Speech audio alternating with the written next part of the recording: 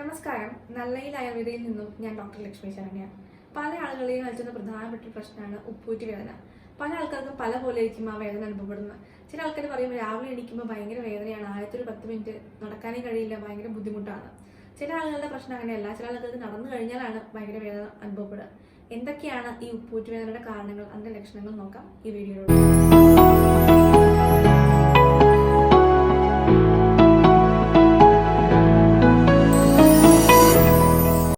ഉപ്പൂറ്റി വേദന ഉണ്ടാകാനുള്ള പ്രധാനപ്പെട്ട കാരണം അല്ലെങ്കിൽ ഏറ്റവും കോമൺ ആയിട്ട് കാണുന്ന ഒരു കാരണമാണ് പ്ലാന്റർ ഫേഷ്യേറ്റിസ്.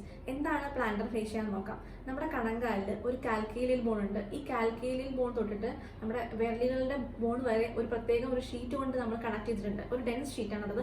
ഒരു കുഷ്യനായിട്ടാണ് പ്രവർത്തിക്കുന്നത്.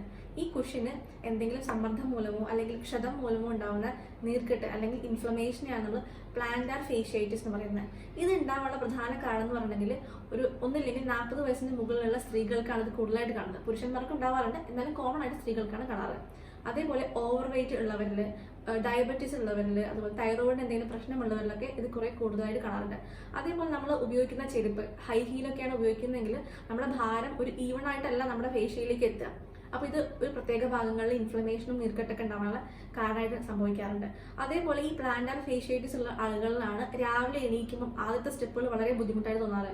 അതിന്റെ കാരണം എന്താണെന്ന് വെച്ചിട്ടുണ്ടെങ്കിൽ നമ്മൾ റെസ്റ്റ് എടുക്കുന്ന സമയത്ത് ഈ ഫേഷ്യ ചുരുങ്ങും.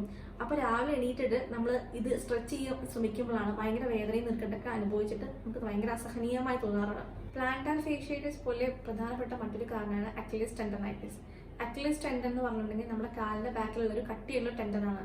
ഒരുപാട് നടക്കുക ഓടുകയൊക്കെ ചെയ്യുന്ന ആളുകൾക്ക് ഇതിന് ചെറിയ ഇഞ്ചുറി, മൈക്രോ ടിയർ ഒക്കെ ഉണ്ടാവാറുണ്ട്. അപ്പൊ ഇങ്ങനെ ഉണ്ടാകുമ്പോൾ ഇതൊരു ഉപ്പൂറ്റി വേദനയിലേക്ക് മാറും. കാരണം ഇതിൽ നീർക്കെട്ട് വന്നിട്ട് അതൊരു ഉപ്പൂറ്റി വേദനയിലേക്കാണ് ഇത് പരിണമിക്കാറ്. അതേപോലെ മറ്റൊരു കാരണമാണ് നമ്മൾ ദീർഘകാലമായിട്ട് നമുക്ക് കാൽഷ്യം അല്ലെങ്കിൽ മെഗ്നീഷ്യം ഡെഫിഷ്യൻസി ഉണ്ടെങ്കിൽ നമ്മുടെ ബോൺ മിനറൽ ഡെൻസിറ്റി വളരെ കുറവായിരിക്കും. ഇത് നമ്മുടെ ഓസ്റ്റിയോപോറോസിസ് പോലുള്ള കണ്ടീഷനിലേക്ക് വഴിതെളിയിക്കും. അങ്ങനെ നമ്മുടെ ബോണുകൾ ചെറുതായിട്ട് ദ്രവിച്ചിട്ട് ഒരു കാൽക്കേനിയസ് സ്പെർ ഉണ്ടാവും. അപ്പോൾ എക്സ്റേ എടുക്കുമ്പോഴൊക്കെ ഇത് വൃത്തിയായിട്ട് കാണാൻ പറ്റും. അങ്ങനെയുള്ള ആളുകൾക്ക് നടക്കുമ്പോൾ കാലിനടിയിൽ ഒരു മുള്ളു കുത്തുന്ന ഫീലിങ്സ് ആയിരിക്കും കൂടുതൽ ഉണ്ടാവുക. ഇത് ഈ കാൽക്കേനിയൽ സ്പെർ ഒരു എക്സ്ട്രാ ഗ്രോത്ത് ഉള്ളത് കൊണ്ടാണ്. ഈ കാൽക്കേനിയൽ സ്പെർ നമ്മുടെ പ്ലാന്റർ ഫേഷ്യയിലേക്ക് കുറച്ച് പ്രഷർ കൊടുക്കുകയും പിന്നീട് അത് നീർക്കെട്ടുണ്ടായിട്ട് അങ്ങനെയും നമുക്ക് ഉപ്പൂറ്റി വേദന ഉണ്ടാവാറുണ്ട്. അതേപോലെ മറ്റൊരു കാരണമാണ് യൂറിക് ആസിഡ്. യൂറിക് ആസിഡ് ഉള്ളവർക്കും ഇത് അവിടെ കാലിന്റെ ജോയിൻസിലൊക്കെ ഡെപ്പോസിറ്റ് ചെയ്തിട്ടും ഉപ്പൂറ്റി വേദന ഉണ്ടാവാറുണ്ട്. ജനറൽ ആയിട്ട് ഉപ്പൂറ്റി വേദനയുടെ നമ്മൾ ആയുർവേദത്തിൽ സന്ധിഗത വാദമായിട്ടാണ് പറയാറുള്ളത്.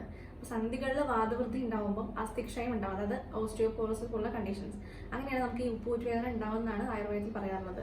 അപ്പം ഈ വാദം കുറയ്ക്കുന്ന മരുന്നുകളാണ് കൂടുതലും നമ്മൾ ഉപയോഗിക്കുക.